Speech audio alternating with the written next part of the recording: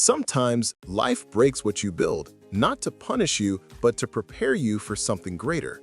What if the very failure you fear is the bridge to your deepest wisdom? In a quiet town in North Carolina, surrounded by misty hills and the whisper of flowing rivers, lived a man named Ethan Cole. He was known far and wide for one thing: building bridges. His bridges weren't just structures, they were symbols of trust, strength, and connection. Farmers drove their wagons across them every morning, children ran laughing over them every afternoon, and travelers admired their beauty as the sun set behind the mountains. Ethan's work was flawless, and he took immense pride in it. Yet beneath that pride lived a dangerous arrogance. Ethan believed he was invincible. He often said, "A man builds his own destiny, one nail at a time." He didn't believe in luck, faith, or blessings, only in his own two hands. He saw himself as the maker of his world and had little patience for those who believed otherwise. One humid summer afternoon, Ethan was working on his largest project yet, the new wooden bridge that would connect the town to the neighboring valley. The sky was unusually still, the air thick and heavy. His young apprentice, Caleb, a kind and humble boy, looked up at the growing clouds. "Sir," Caleb said softly, "we should stop for the day. It looks like a storm is coming." Ethan barely looked up. "A storm won't stop me, boy. Grab the hammer. We'll finish before sunset." But the storm didn't wait. Within minutes, thunder rolled across the valley and rain poured down like a waterfall. The calm river turned wild, roaring and crashing against the half-built bridge. "Sir, please, we have to go!" Caleb shouted over the storm, his voice trembling. But Ethan was stubborn.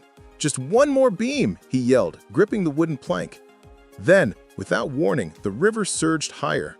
A giant wave struck the bridge with a sound like thunder cracking wood. The structure groaned, twisted, and in an instant gave way. Ethan's world turned upside down. He felt himself falling, the cold shock of water swallowing him whole. The river carried him like a piece of driftwood until his body slammed against the muddy bank. When Ethan opened his eyes, everything was still. The storm had passed. The bridge, his pride and months of work, was gone. Caleb sat beside him, soaked and pale, his hands trembling. "You're alive," the boy whispered. "I thought the river took you." Ethan tried to speak, but his throat was dry. He looked at the wreckage downstream, splintered wood floating away, and something inside him broke. The bridge wasn't the only thing that had collapsed. His confidence, his certainty, his pride had crumbled with it. Days turned into weeks, and the town whispered about Ethan. "He's lost his touch," some said. "The river took his skill with that bridge." But Ethan said nothing. He stopped going out, stopped building, stopped believing in himself. He couldn't bear to face the river again. One morning, Caleb came to visit. The boy carried 2 mugs of coffee and placed one in front of his teacher.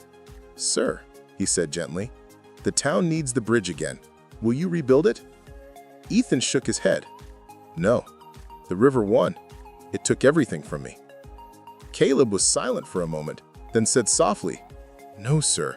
You gave it to the river when you stopped believing in yourself." The words hit Ethan harder than any storm. That night, he couldn't sleep. He walked to the riverbank, the moonlight reflecting on the restless water. He stared at the broken remains of his bridge. In that stillness, something stirred within him. Not pride, not anger, but humility. He realized that the river hadn't destroyed him. His own arrogance had destroyed him. For the first time in months, Ethan allowed himself to see the truth clearly. He had believed he controlled everything, that every plank and nail depended solely on his hands, his skill, and his will. He had ignored warning signs, mocked caution, and dismissed forces greater than himself. The river, relentless and impartial, had only revealed what he refused to see. Life is not just about control. It is about respect, patience, and understanding. The next morning, Ethan returned to his workshop. He didn't rush. He didn't pick up a hammer immediately. Instead, he studied his blueprints, the broken beams, and the river itself. He noticed how the current shifted, how the wind whispered through the trees, and how the storm had approached with subtle signs he had ignored. He realized that building wasn't only about strength, it was about listening, learning, and adapting. Caleb arrived to see Ethan quietly sketching by the river. "Sir?" he asked, cautiously hopeful. Ethan looked up and smiled faintly. "Caleb, I think it's time we rebuild the bridge, but this time we do it differently." Together, they worked not with blind confidence, but with careful thought. They reinforced the foundations, accounted for the river's moods, and built slowly, testing each beam, respecting the water below. The villagers watched, curious and unsure, but Ethan did not hurry. He spoke gently to Caleb. "Strength alone is not enough. Wisdom, humility, and patience are what makes something last." Days turned into weeks, and slowly the bridge rose again. This time, it was more than just a path over water. It was a testament to resilience, learning, and humility. Ethan worked tirelessly, but now he understood that asking for help wasn't weakness, that listening was as vital as building, and that life's forces were not enemies, but teachers. One bright morning, the bridge was complete. The townspeople gathered, marveling at the new structure. Stronger, safer, and more elegant than the first, it was a symbol not of pride, but of wisdom gained through hardship. Caleb stood beside Ethan, eyes wide with admiration.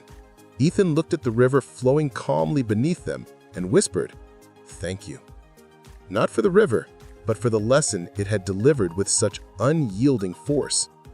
From that day forward, Ethan's reputation did not stem from invincibility or arrogance, but from his humility and understanding. Travelers sought his guidance not just for construction, but for the lessons he had learned about life itself. He taught young apprentices to build with respect for forces beyond their control, to measure every decision with care, and to understand that failure is not punishment, but preparation. Ethan would often walk along the riverbank alone, reflecting on that fateful storm.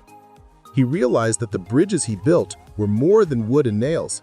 They were metaphors for life itself. Every failure, every loss, every unexpected challenge was a bridge teaching him how to be stronger, wiser, and more compassionate.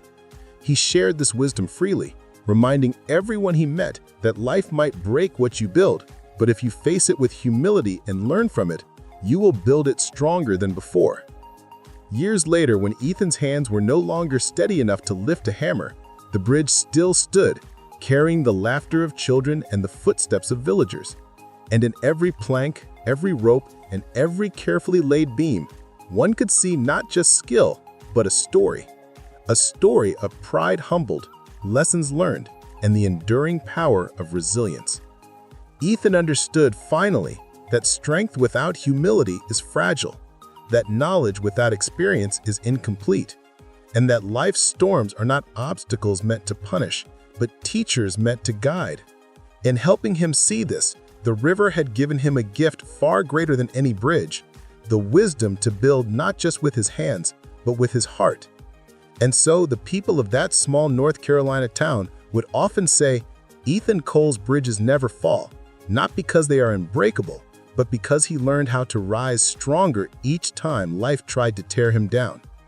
If this story inspired you, don't forget to hit the subscribe button and also like, comment, and share the video to spread these life-changing lessons.